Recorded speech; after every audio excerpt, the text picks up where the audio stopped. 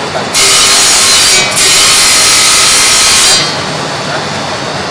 Ya, 3, 2, 1, selamat.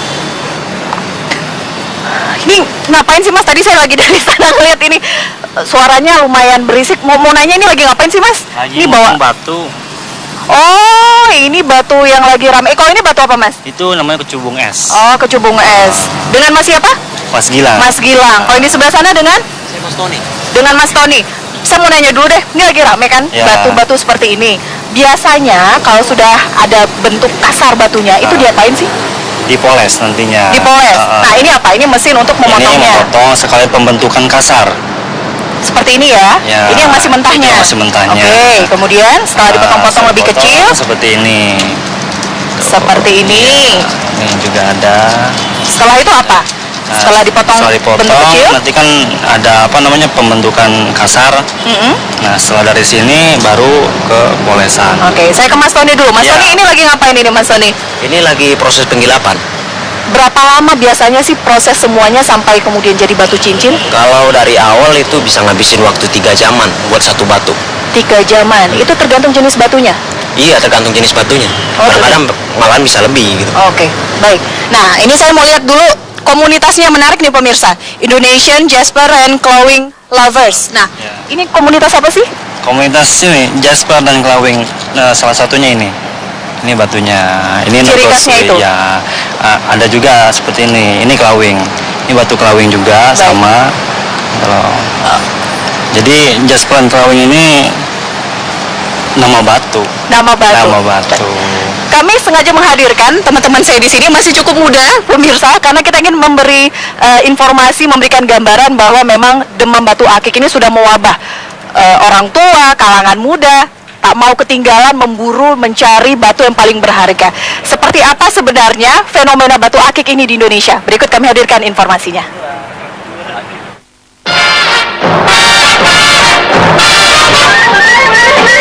Indonesia rupanya tengah kembali ke zaman batu. Meski bukan barang baru, namun fenomenanya terus melaju. Demam batu melanda lintas usia juga pangkat, dari orang biasa, ulama hingga pejabat. Tapi subhanallah, dari beberapa wilayah saya berceramah, saya bersilaturahim, itu ada aja orang yang kasih. Lama jadi banyak. Udahlah, saya pikir pakai batu satu saja gitu. Saya takut dikira saya nih lagi ikut model ya, padahal sebetulnya saya pribadi ya memang sejak dulu saya suka dengan batu ya. Di Purbalingga, Jawa Tengah, sejak 2014 lalu, sang bupati bahkan mewajibkan PNS kalangan Pemda memakai batu akik. Batu yang digunakan haruslah batu khas Purbalingga, Clawing. Kebijakan tersebut dibuat untuk mendongkrak perekonomian masyarakat Purbalingga. Coba kalau menggosok satu biji itu 25.000, sehari dapat 4, hasilnya 100.000, dikalikan 30 dapat 3 juta. Ini kan sudah lebih kerja di pabrik. Perputaran uang di bisnis batu pun bisa dibilang luar biasa. Di Pasar Batu Rawabening, Jakarta misalnya, dalam sehari, omset penjualan batu mencapai 5 hingga 10 miliar rupiah. Untuk mendapatkan bentuk yang indah, batu-batuan ini melalui proses yang tak mudah. Dimulai dari pencarian, pemotongan, hingga pengasahan. Terciptalah perhiasan bernilai tinggi. Proses pencarian batu pun kini justru menimbulkan polemik. Penemuan 20 ton batu giok di Nagan Raya Aceh sempat menjadi konflik. Demam batu boleh-boleh saja, namun penambangan batuan yang tidak terkontrol dikhawatirkan akan merusak lingkungan. Sepertinya sudah waktu tua muda menjangkau semua kalangan. Demam batu akik mewabah. Sekali lagi saya ulang pernyataan ini karena informasi yang mungkin tadi Anda lihat bisa Anda lihat juga di sekitar lingkungan Anda. Termasuk juga bapak-bapak yang sudah hadir bersama saya di Gestur malam hari ini. Mungkin kamera bisa memperlihatkan semuanya mengenakan, nah yang paling banyak yang di sebelah sana mengenakan, wah, sampai bawa koleksinya. Bang Opi Kumis, selamat malam. Kemudian Pak Menteri sini, Pak Marwan Jafar, kemudian Mbak B, Ridwan Saidi, apa kabar B? Alhamdulillah baik. Semuanya mengenakan, saya nggak pakai nih, karena belakangan lebih banyak laki-laki sekarang yang memakai cincin daripada ya perempuan memang jarang pakai batu akik. cincin, kecuali di sini ya, leontin ya. Itu jarang, apalagi akik ya. Apalagi akik. Perempuan biasanya batu-batu bening yang dia pakai gitu. Kalau batu akik hampir nggak ketemu ya. Hampir nggak ketemu. Saya ke Pak Menteri dulu. Pak Menteri hanya satu yang dipakai hari ini, tapi sebenarnya koleksinya cukup banyak Pak ya, lebih dari satu ternyata. Ya banyak tentu, dan saya bukan soal ini menjamur atau tidak ya. Sejak dulu sudah lama sekali ya saya memang tidak pernah beli sejak dulu, dan memang diberi oleh teman-teman. Kalau kunjungan ke daerah biasanya lagi iseng-iseng apa teman-teman beli, dan saya kumpulin banyak, ada 3 box kurang lebih. Ada 3 box. Ada yang favorit mungkin Pak? Nggak ada, tinggal kita menyesuaikan dengan baju aja. Menyesuaikan dengan baju. Iya. Artinya misalkan hari ini Bapak pakai baju nuansa hijau, cincinnya akan bisa nuansa hijau. ya gitu, jadi matching aja. Tapi yang penting begini menurut saya, bukan itunya, bahwa ini adalah milik kita. Artinya ini adalah kekayaan alam kita yang luar biasa. Batu itu bahkan tidak hanya punya nilai ekonomis, tapi juga punya nilai spiritualisme. Kalau yang dianggap percaya, tapi kita nggak percaya, itulah ya, apa namanya, nanti dianggap syirik gitu kan. Tapi memang ada sebagian orang yang mempercayai itu, tapi it's okay lah. Tapi bahwa para pemimpin kita, republik kita juga dulu banyak suka pakai batu. Bung Karno hingga Pak SBY juga pakai. Bahkan Pak SBY memberikan batu bacan kepada Presiden Obama. Iya. Saya kira ini adalah bagian dari upaya marketing yang luar biasa untuk memperkenalkan apa namanya kekayaan yang kita punya. Ini kan batu luar biasa, ini dari Sabang sampai Merauke. Dari Aceh sampai Papua itu kekayaan kita luar biasa. Nah, ini harus kita pasarkan di level dunia. Misalnya kalau Pak SBY memberikan apa namanya batu kepada Presiden Obama, itu artinya dunia mengenal bahwa bacan itu ada di Indonesia. Artinya pula bahwa Indonesia juga dikenal di seluruh dunia. Oke. Artinya sudah melihat ke depan begitu ya, bahwa ini marketing jualan. Saya juga malah menginstruksikan ini mumpung ditonton semua halayak ramai. Karena saya kebetulan diamanai sebagai Menteri Desa, para kepala desa seluruh Indonesia, kurang lebih ada 74.000 kepala desa seluruh Indonesia. Kalau itu pakai batu akik semua dengan kekayaan di kampungnya masing-masing, di desanya masing-masing, tentu luar biasa itu. Jadi di samping itu akan diresmikan, ada bentuk aturan khusus atau? Tidak ada, ini sekedar himbauan saja. Tidak ada aturan khusus, himbauan saja. Kalau itu dipakai dengan apa namanya kekayaan yang dipunyai oleh masing-masing daerah, itu saya kira luar biasa. Dan kita bisa memasarkan ini di mancanegara sebagai bagian dari kekayaan yang kita punya. Ternyata tidak hanya di India, tidak hanya di Afghanistan, tidak hanya di mana-mana, tetapi Indonesia tentu jauh lebih punya potensi batu yang luar biasa. Apalagi Indonesia berada di daerah Khatulistiwa. Dan kita harus bangga dengan itu. Kita akan lanjutkan perbincangan. Kami akan kembali saat lagi, tetap di Gestur.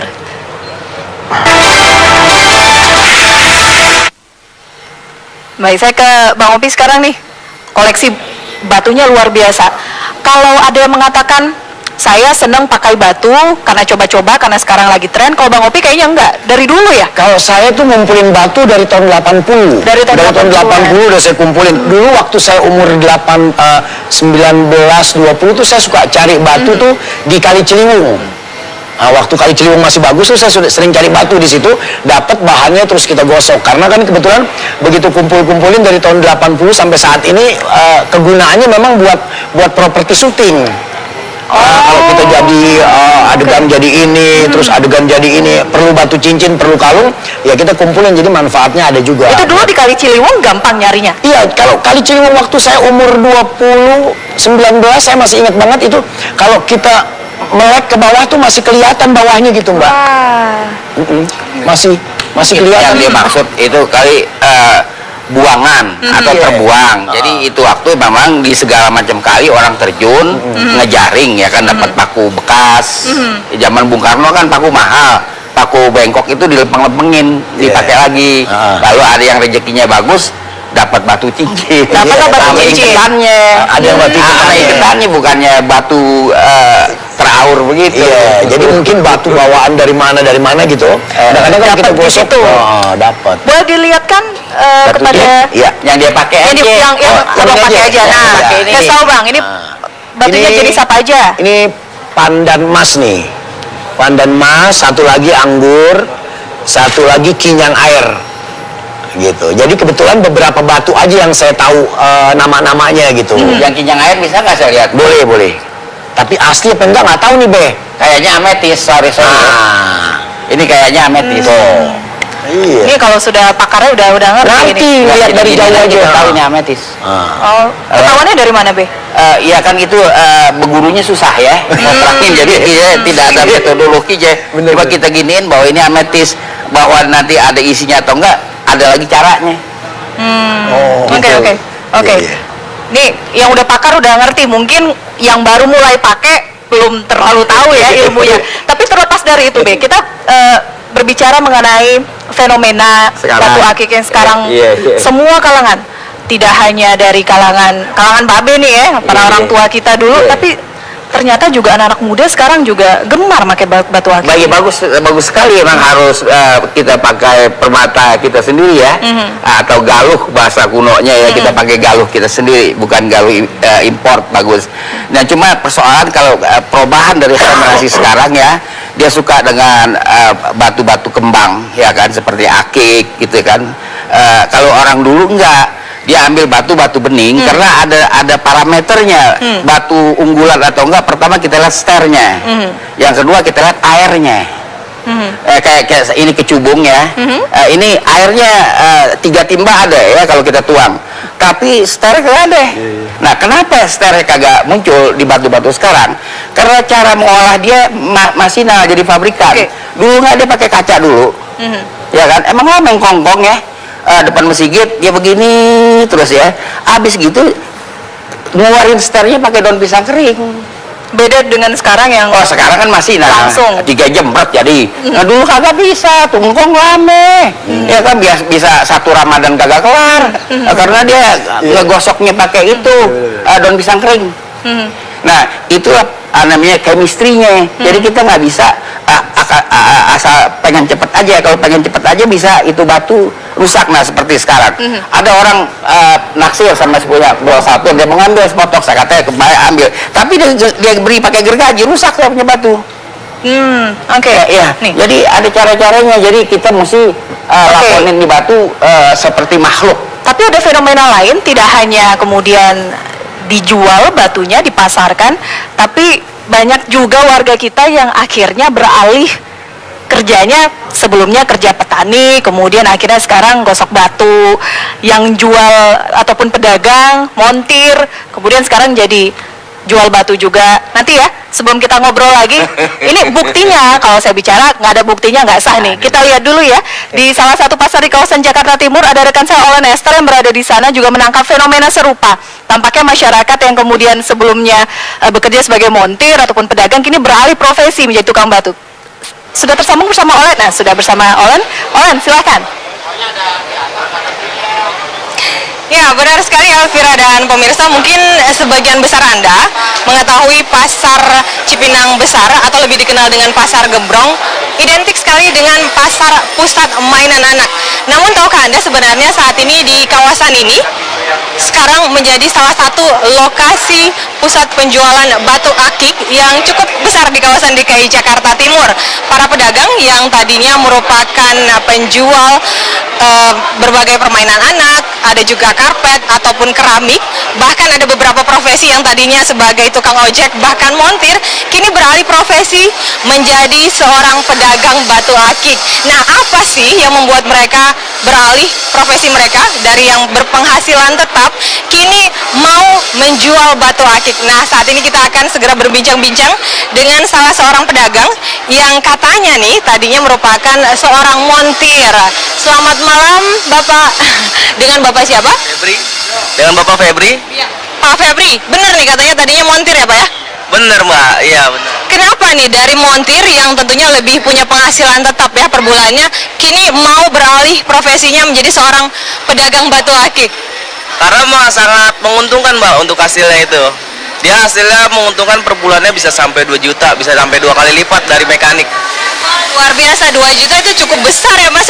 Kenapa kok bisa gitu? Apa sih batu-batu seperti apa sih yang benar-benar bisa menghasilkan seorang pedagang batu akik, Mas? Seperti batu dari Halmahera, Bacandoko, dia contohnya seperti ini aja bisa mencapai 3 juta rupiah. Untuk batu seperti ini, kualitas yang seperti ini. Dia sangat menarik dia karena kristalnya dan minyaknya ini sangat bagus dia. Mas, sebelum mungkin kita berbincang-bincang soal batu-batu yang Mas jual ini, saya penasaran nih, dari montir kekeh, maksudnya berjualan batu akik yang kalau kita tahu kan fenomenanya baru terjadi setahun terakhir ya trennya. Itu apa yang benar-benar membuat Mas yakin bahwa dengan menjual batu akik, Mas bisa mengubah nasib Anda? Ya, karena untuk batu ini lagi pamornya lagi sangat tinggi ya Mbak ya. Apalagi sebuah batu yang udah pernah ikut kontes atau pameran, harganya pun makin melonjak tinggi. Jadi di situ untuk pamor batu semakin naik, jadi para pedagang batu banyak yang sangat menguntungkan. Tapi kan Mas ini montir, tentu belum terlalu paham dong dengan jenis-jenis batu. Batu misalnya yang batu bacan ini mahal, batu yang batu kali ini misalnya murah. Gimana caranya belajarnya? Ya kita sih sering sharing aja sama teman-teman juga. Di sini kan juga banyak komunitas batu juga, batu akik ya. Jadi kita paling saling tukar pikiran aja, saling berbicara aja, saling sering ini aja mengobrol. Iya. Sekarang soal batu-batunya nih, mungkin bisa ditunjukkan kepada pemirsa di rumah. Batu kayak gini nih, yang misalnya mahal, batu bacan atau batu yang Mas jual ini, karena kalau saya sendiri kan orang awam nih, bisa aja kan Mas bohongin, ini nih mahal, ini enggak ya. Saya kan gimana caranya menjelaskan atau menjual kepada para pembeli yang umumnya masih awam ya dalam pengetahuan akan batu-batuan batu akik ini? Iya. Untuk kualitas seperti Bacandoko ya, seperti ini. Ini bahannya ini udah sangat super dia. Bahannya. Untuk harga jualnya untuk sekitar dimensi segini bisa sampai 3 juta. Pamornya tinggi dari batu Bacandoko dari Halmahera. Dan juga ada batu black oval. Batu black oval dia seperti ini, kurang lebihnya dia kalau sudah full ya bahannya seperti ini. Dia bahannya. Dia dari Banten dia. Untuk harga jualnya untuk ukuran dimensi seperti ini bisa sampai 4 juta sampai 5 juta. Tapi kalau kisaran harga yang dijual di pasar batu akik, pasar Gembrong ini dari rate berapa sampai rate berapa sih Mas? Di sini sih kita nominal paling termurah ya, harga paling sekitar 10.000. Ada dari 10.000 dia batu-batunya. Paling mahal kurang lebih sampai harga 5 juta ada, bahkan sampai maksimal itu bisa sampai ratusan juta. Iya. Nah Mas Febri, ini saya lihat nggak hanya batu cincin yang sudah jadi, tapi ada batu-batu yang ini direndam di air. Ini maksudnya gimana? Saya datang, saya tertarik, bisa langsung dibikin di sini ya Mas ya? Iya, bisa langsung dibikin. Kita di sini pembuatan ada poles juga ada. Di sini pembuatan buat bahan batu yang masih nol dari bahan bisa langsung dipoles di sini bisa. Kisaran biayanya berapa tuh Mas? Oh, di sini kurang lebih sampai 25.000. Untuk bahan moles sudah tinggal siap pakai aja. Kalau boleh tahu nih omsetnya per bulan untuk di kawasan Pasar Gembrong ini kan Mas bisa banding-bandingkan itu kisaran berapa Mas? Kalau untuk saat ini sih kurang lebih per bulannya bisa sampai 2 juta paling minim ya. Maksimal kurang lebih sampai 5 juta. Iya. Para pedagang atau maksud kami para pembeli itu kebanyakan para pria begitu? Atau ibu-ibu juga banyak yang cari batu di Pasar Gembrong ini? Ya kurang lebihnya sih emang bapak-bapak ya atau anak muda juga. Tetapi terkadang hari weekend ibu-ibu suka mencari batu juga. Hari-hari weekend, iya. Baik, terima kasih banyak Mas Febri. Sukses ya dengan profesi barunya sebagai pedagang batu akik. Dan Elvira dan pemirsa, memang fenomena atau tren penjualan batu akik yang pada tahun ini memang semakin meningkat. Kira-kira bulan November tahun lalu, kawasan Pasar Gembrong ini memang beralih wajahnya jika memang sebagian besar Anda, khususnya warga Jakarta, melihat atau mengenal kawasan ini sebagai pusat mainan anak. Kini semakin banyak penjualan batu akik yang semakin mudah Anda dapatkan, tentunya dengan beragam batu akik yang mungkin sebagian Anda juga mungkin harus belajar sehingga tidak terkecoh dengan kisaran harga yang ditawarkan. Untuk sementara kita tutup dulu closing ini dan gestur akan kembali sesaat lagi.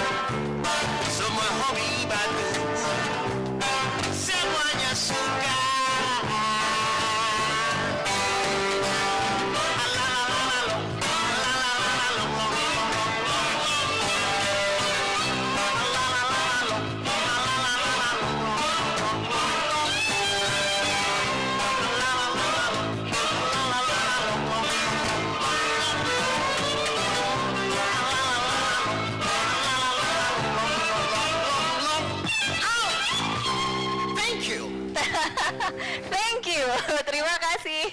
Kita lanjutkan gestur malam hari ini. Saya ke Pak Menteri. Tadi kita sudah melihat bagaimana fenomena ini yang mewabah di masyarakat.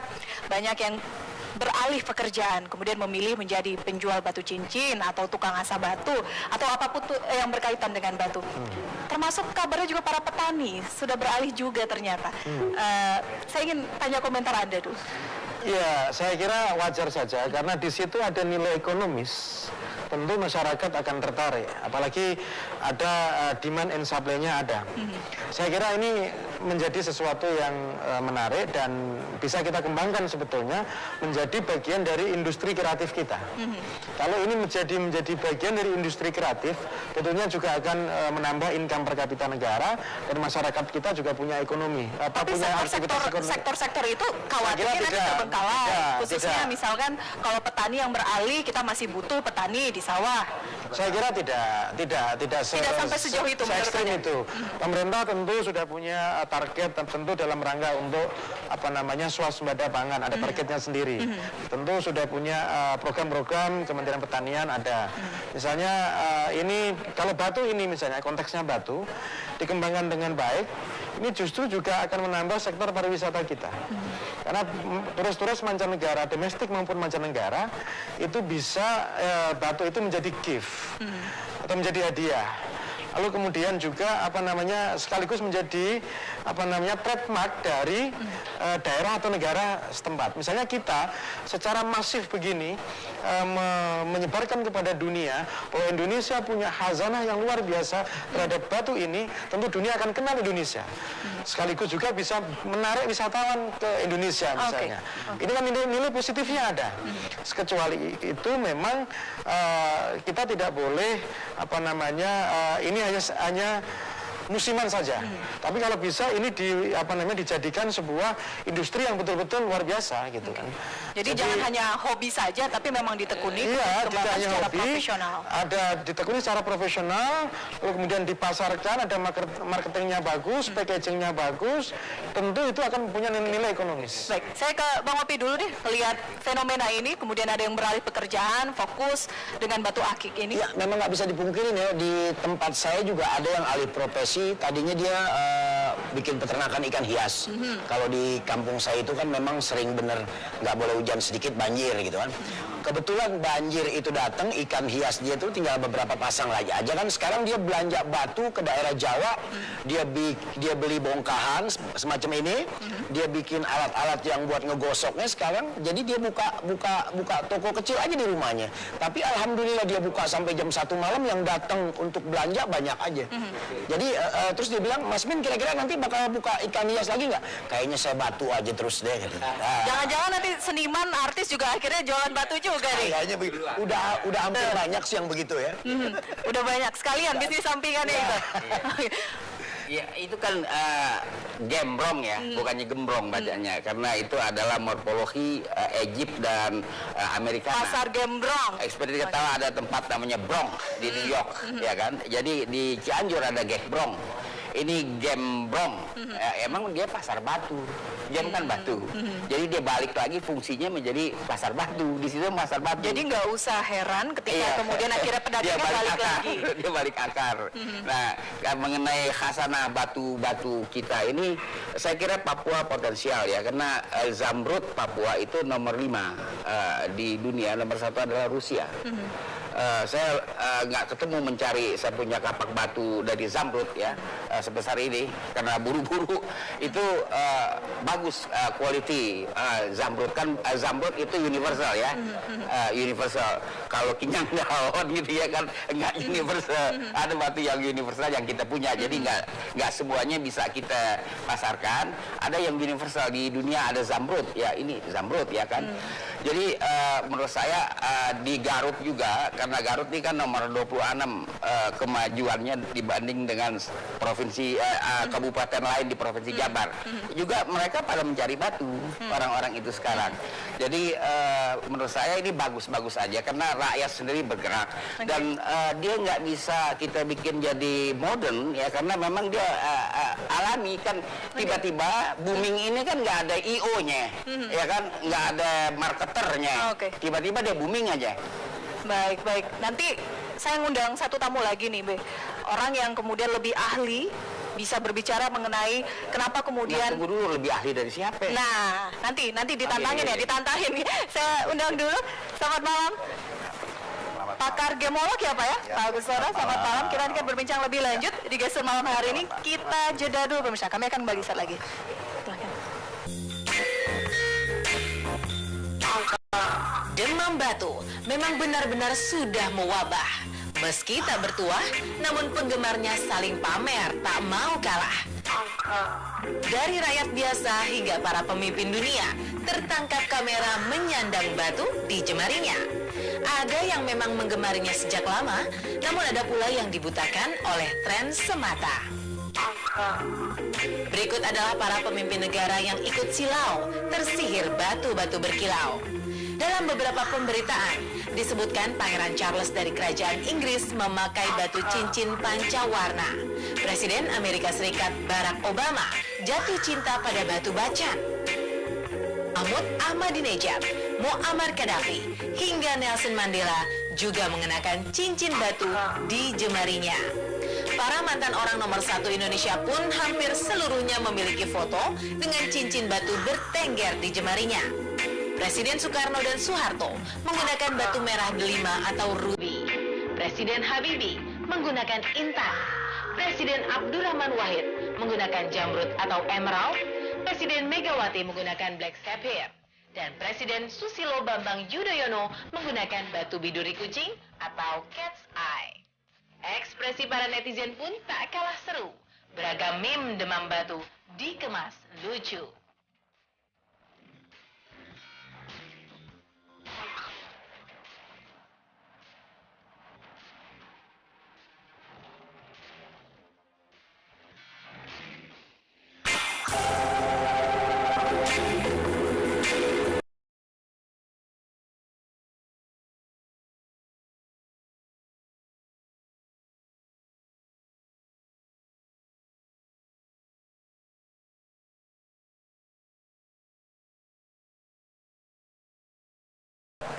Hampir semua Presiden Republik Indonesia ternyata juga gemar menggunakan batu cincin. Kecuali Pak Jokowi ya Pak ya. Pak Jo. Nanti insya Allah sih mudah-mudahan mau pakai. Ditularkan juga dari Pak Marwan, dari Pak Menteri. Baik, saya ingin ngobrol dulu mengenai batu-batu yang sudah ada di sini, kemudian beberapa batu cincin yang sudah dipakai oleh narsum saya. Saya ke Pak Agustono dulu. Pak, melihat batu ini deh, contoh dulu ya, yang lebih besar mungkin bisa ditangkap kamera lebih clear. Apa sih kemudian yang membuat harga batu-batu ini bisa mahal, Pak? Dari mana kita melihatnya?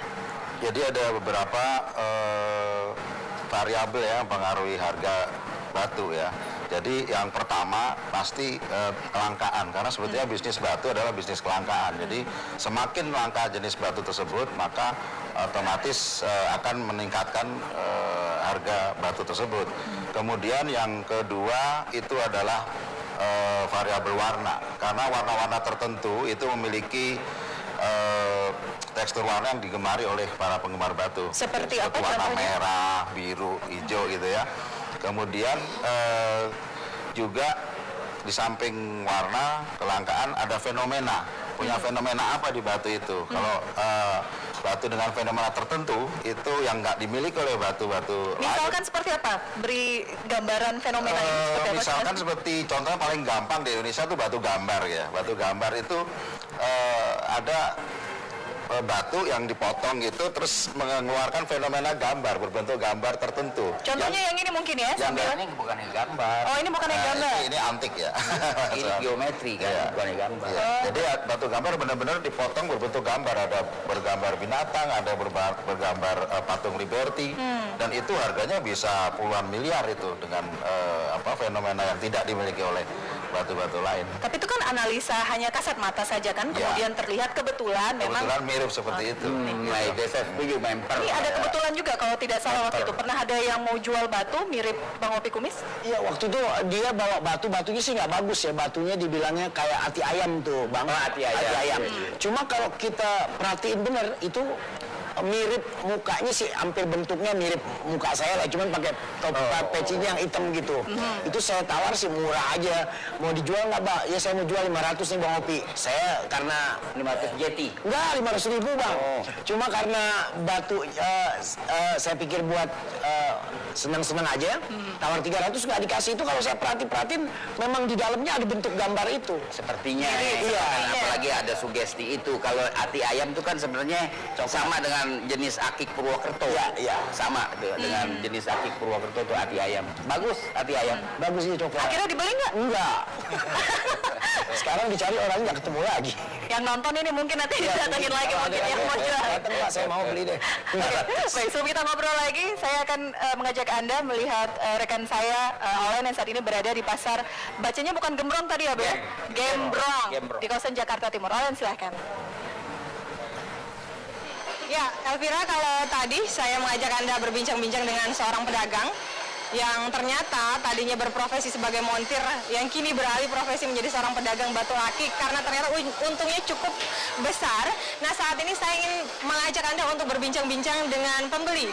Kenapa sih mereka mau menghabiskan uang jutaan rupiah hanya untuk membeli batu cincin akik? Ya, selamat malam Abang. Maaf sedikit mengganggu nih Bang. Dengan Bang siapa maaf? Arifin. Bang Arifin, ini lagi lihat-lihat sekalian beli ya Bang ya? Gosok juga di sini. Oke, sambil gosok. Nah, Abang kenapa sih ini mau membeli batu akik? Tentunya kan uangnya cukup besar ya, ratusan ribu sampai jutaan rupiah. Kenapa Bang? Lumayan. Ya, kesatu memang saya hobi ya. Hobi ngumpulin juga di rumah kayak kolektor lah, kecil-kecilan lah ya gitu. Kalau untuk biaya cukup lumayan. Mungkin hari ini aja 1 juta saya udah habis. 1 juta rupiah Bang hari ini saja. Kalau boleh tahu seminggu bisa berapa kali Abang datang ke Pasar Gembrong ini? 3 kali lah. 3 kali, jadi kira-kira seminggu ngabisin 3 juta rupiah ya Bang ya? Bisa kurang, bisa lebih. Kenapa ini Bang? Abang mau atau hobi batu akik, kenapa nggak batu mulia sih Bang yang kita bisa ketahuan kan kalau memang nilainya sesuai dengan uang yang kita keluarkan? Enggak, justru ini kan batu-batu Nusantara biar terangkat juga. Kalau batu-batu mulia kan mungkin harganya ya bukan puluhan lagi, ratusan juta. Ini kan kalau batu-batu ini kan memang kita hobi, kedua mengangkat batu-batu lokal. Tapi kan kalau kita lihat nih Bang, ini baru terjadi fenomenanya setahun belakangan. Nggak takut nih, misalnya tahun depan udah nggak musim, Abang beli sekarang harganya 1 juta, tahun depan misalnya cuma jadi 50.000 begitu Bang? Justru malah kalau makin susah makin mahal harganya. Jadi batu ini mungkin 5 tahun aja belum tentu habis. Iya, malah makin lama makin susah, makin mahal harganya. Kalau kita malah ngoleksi batu, sama aja investasi sebenarnya. Jadi optimis trennya meningkat begitu Bang? Nah, jelas dong, batu-batu sekarang kayak batu ya kayak begini sekarang ini yang saya pakai ini kan, ini 20 juta aja belum tentu dijual. Kalau ada yang nawar nggak saya jual 20 juta. Iya, karena harganya mungkin sekitar 30 juta ini. Bisa ketahuan gimana nih Bang? Yang mungkin kamera bisa tunjukkan, ini harganya 30 juta. Luar biasa. Ini ketahuan mahalnya gimana? Ini batu bacan. Batu bacan kan memang yang lagi tren sekarang ya. Batu bacan, baru mungkin solar di bawahnya dan yang lain-lain ya. Mungkin bacan ini yang masih tinggi harganya. Gitu. Jadi nggak mungkin habis lah. Kalau mereka makin cari makin habis ya makin mahal. Karena makin langka. Gitu jadinya. Oke Bang, mungkin kalau Abang sendiri mungkin belajarnya gimana? Otodidak atau sering ikut pameran atau gimana cara belajar tahu? Karena orang tua saya dulu ya senang batu. Kedua ya otodidak juga ya, sering kumpul sama Pak Haji di sini teman-teman yang lain. Lama-lama kita pintar juga kan mana yang batu asli, mana yang masakan kan gitu. Iya. Luar biasa ya, bisa menghabiskan 30 juta rupiah hanya untuk membeli batu akik. Namun ya begitulah pemirsa, kalau memang batin ya. Kepuasan batin juga kan. namanya juga hobi ya Bang, jadi bisa menghabiskan uang jutaan rupiah untuk membeli batu cincin akik ini. Ya Elvira, saya kembalikan ke Anda di studio. Baik, terima kasih Len. Namanya juga hobi, susah memang kalau misalkan sudah berbicara mengenai hobi. Kita nanti akan berbincang dengan tamu saya di Gestur malam hari ini, tapi kami jeda dulu. Gestur akan kembali saat lagi. Yang harus kita pertahankan karena ini bagian dari khazanah kita. Bayangkan misalnya kita nonton sinetron itu apa namanya King Sulaiman itu kan pakai apa semuanya rata-rata pakai cincin itu. Nah saya kira itu juga bagian dari khazanah kebudayaan juga. Yang bicara batu bukan hanya nilai ekonomis, juga bicara kebudayaan, bicara nilai spiritualitas dan lain-lain itu. Baik, pernyataan Pak Menteri menutup perjumpaan kita di Gestur. Terima kasih, waktu kita sudah habis. Saya tutup Gestur malam hari ini. Kita jumpa lagi pekan depan. Okay.